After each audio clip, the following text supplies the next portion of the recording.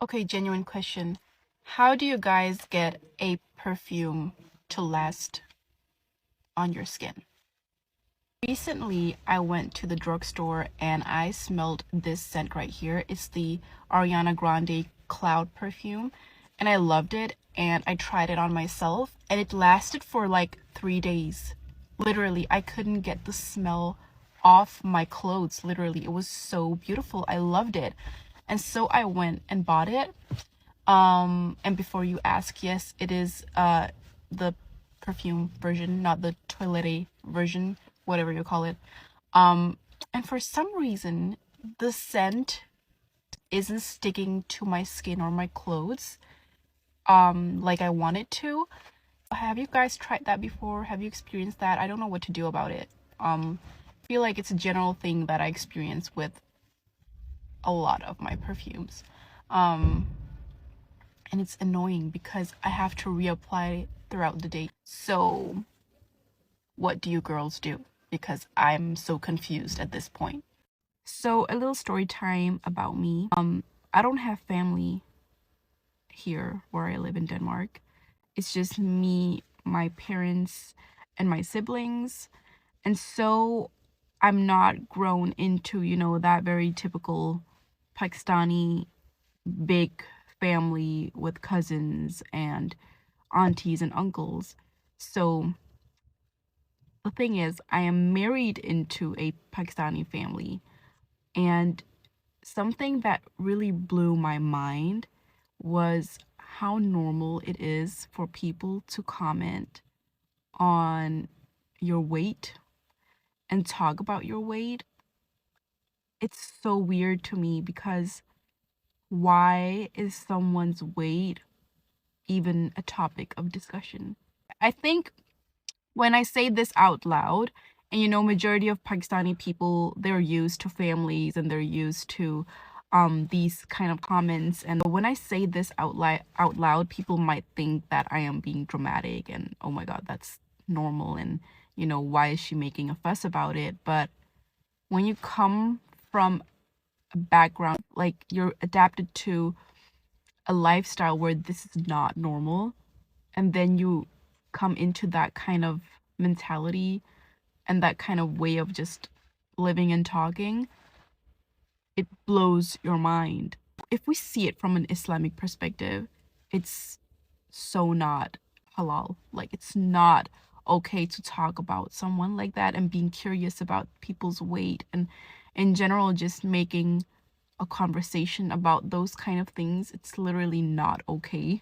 I'm trying to like not normalize it and trying to like create boundaries about how people talk about my weight, because if I don't create boundaries with myself, how am I going to create boundaries for my future children if I do have any in the future? Okay guys, I want you to notice the videos of me and my husband. Just notice the difference in views.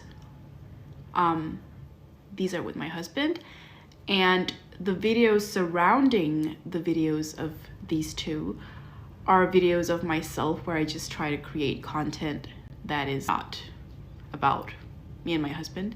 TikTok is pushing these type of videos, or I'm convinced at this point that people only follow me to see content with me and my husband. And that, honestly, that makes me really sad. I don't know how to feel about it. You know what I can conclude from the many conversations I've had with girls about the hijab? Girls don't want to wear the hijab, or they hesitate to wear the hijab because when you don't wear the hijab, your religion and your relationship with God becomes much more private, and people aren't tempted to interfere with your relationship to Allah. But as soon as you wear the hijab, it's a different story. When you begin wearing the hijab, it's like everyone is entitled to having an opinion on your relationship with Allah. So all of a sudden, your relationship with Allah and your iman is something that people can have an opinion on. Not only do hijabis, suffer from discrimination and experience Islamophobic interactions, they also have to share their relationship with Allah. I've noticed something that's a bit bizarre. Why is it that when you try to create your own business or you're trying to hop on a venture like that, it's always the people that are the least close to you that offer the most support? They're the most excited for your new venture and they offer the most, words of encouragement, while the people that are actually close to you just don't seem that interested. I wonder why that is. There are some people on this earth that are not afraid to offend other people. They are very blunt and they're very insensitive. But this is the very same person that will also be the most sensitive person on this earth. They are allowed to be offensive.